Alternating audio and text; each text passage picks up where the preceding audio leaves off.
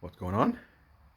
All right, the GAU5, or we call it XM177E2, is finally done. Been a long time coming.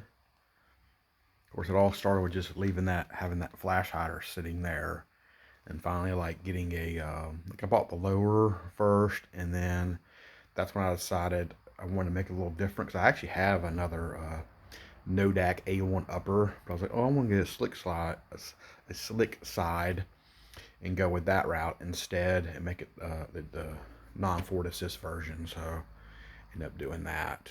But yeah, I'm pretty happy everything turned out. If I had to do it over again, I probably would go with like CMMG lower parts kit if they're still around.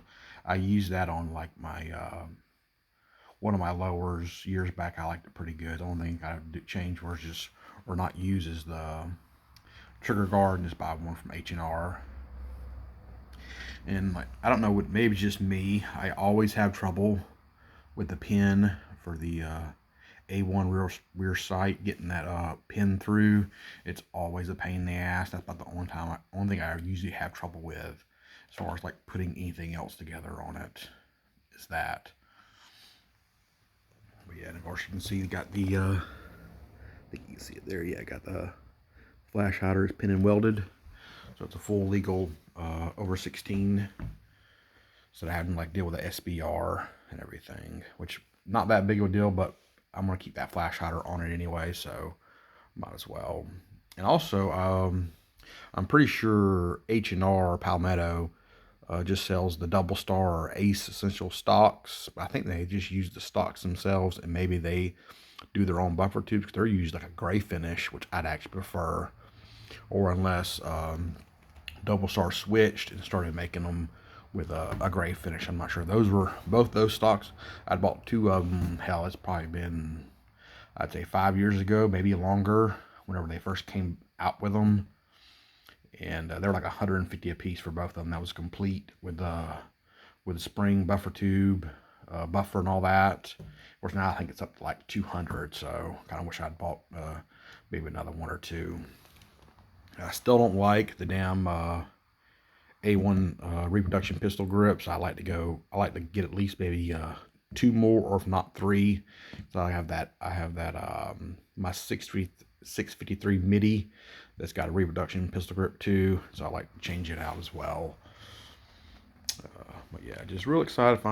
Glad to finally have one put together in this style. Of course, back in the day, you had to piece them together. Now you can just buy one off the shelf from like H&R. I'm pretty sure there's probably some other people making them. You gotta let people driving by picking that up. But of course, I would say this: if you do plan on kind of piecing your own together, that way you can kind of build it as you go, or like Johnny Cash on one piece at a time.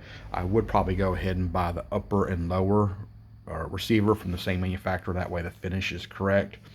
I'm not sure who else is doing at least A1 style lowers. I'm not sure if there's anybody else around that's doing. Maybe there is besides H&R. But of course you can still use an A2 lower and still just buy a black upper kind of thing and go with that if you're not that hardcore about it. But yeah, I'm real happy with it. But now, as far as next builds, of course, it's going to be a little bit.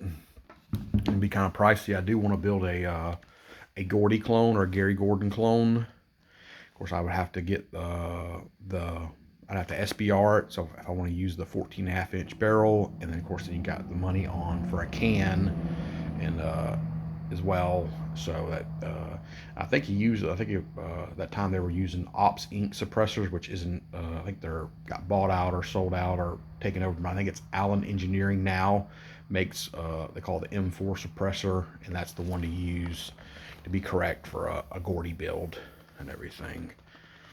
That'll be a ways down the road. I may go ahead and get like the upper and lowers, and then just kind of again just piece it together and go from there. I've always found that pretty good because at least not everyone's got 1,200 bucks just to buy a straight rifle ready to go. Of course, buy an upper and lower, kind of get that, buy parts here and there, and you can kind of pick and choose what parts you want and everything too. far as internals go. Like I'm using, I think I'm pretty sure I'm using just a standard trigger, which I'd like to probably go and upgrade it. They've had those Geisleys on sale. I think it's the SSAE, which is just they're usually like 250. They're down like $100 less, so that's a pretty good deal for a better trigger and everything. But I'm just gonna leave it as is for now. I haven't shot it yet. That's one of the next things I'd like to do, is take it on a range strip. Probably shoot fine.